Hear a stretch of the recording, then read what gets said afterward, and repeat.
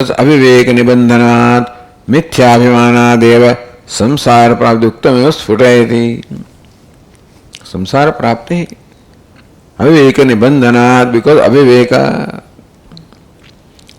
mithya, which causes mithya, because causes false notion.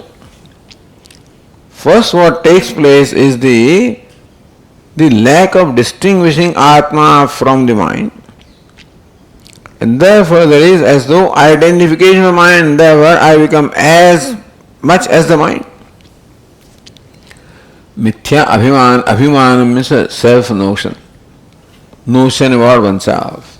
I am so and so, which notion is born because of the identification of the mind, which is mithya, false notion. Samsara prapti.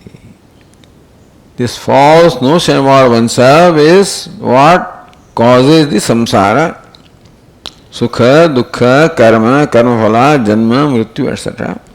This is the false notion of Sukhi, is a false notion about myself. Dukkhi, false notion about myself. Call it notion, conclusion, self-judgment.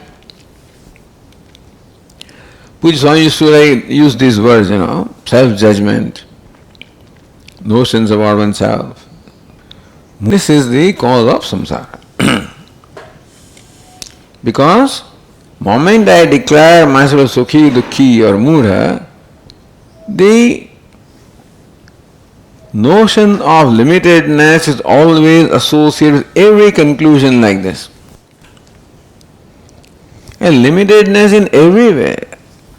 Sukhi, Dukkhi, I find myself limited, first of all separated from everybody else. A sense of separatedness is there because I call myself Sukhi. Look upon myself as good as or as big as this mind and therefore separate from everything else, other minds, other bodies, other self. So first of all, sense of separatedness, isolation.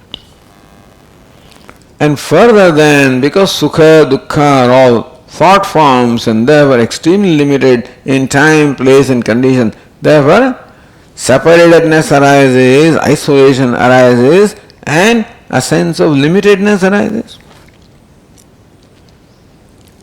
Sense of insignificance arises. Therefore, all kinds of self-judgment where I look down upon myself. I don't respect myself. Even if I declare myself to be great and successful, then also the limitedness is always there. Because their success, etc., are all born of some comparison with something, some arbitrary criteria which is subject to change. Therefore, even when I declare myself as successful, as great, there is discomfort always associated with that because I am not comfortable even with the successful self that I see myself to be.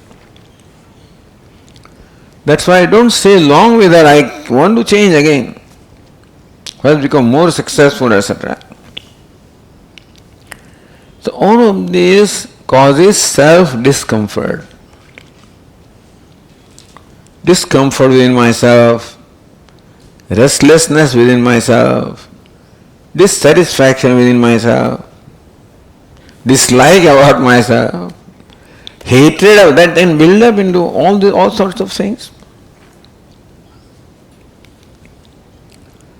And all kinds of complexes are thus created in me. A simple self becomes very complex self. I become a samsari. And whatever I do will be only done by a samsari, therefore it will perpetuate samsara.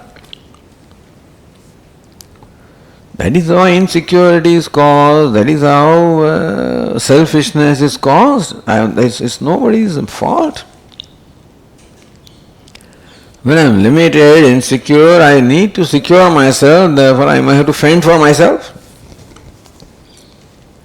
I have to protect myself, I have to project myself, I have to prove myself. So proving myself, projecting myself, etc. is constantly going on without thinking. This is all built in. We have to recognize, looking at our thoughts, and we have to recognize how these things are built in there. I don't deliberately do things. I'm not a deliberately self-centered person or insecure person. I find myself to be one habitually. Habitually insecure, therefore habitually self-centered, habitually defending myself. Ninja, fighting constantly. This is all samsara. So, मिथ्याभिमान संसार प्राप्ति ही इति उक्तम. मन्यते सर्वलोकोयम येन संसारम रुच्छति. Sarvaloka, whoever is born with this habitual error, born of ignorance. Samsaram rucchati, and therefore gains or attains, falls into samsara, in this chain of cause and effect, birth and death, etc. Katham tari samsara nivritti. See, that is why it's important to understand the cause of why we are feeling the way we are feeling.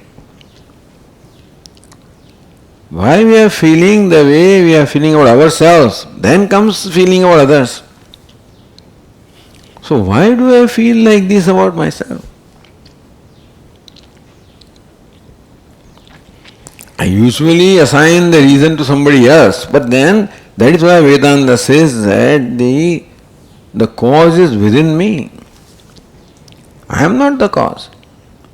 There is no other cause other than ignorance and aviveka and mithyabhimana. Ignorance causes aviveka, that causes mithyabhimana, false notions, and when that happens, then everything else follows.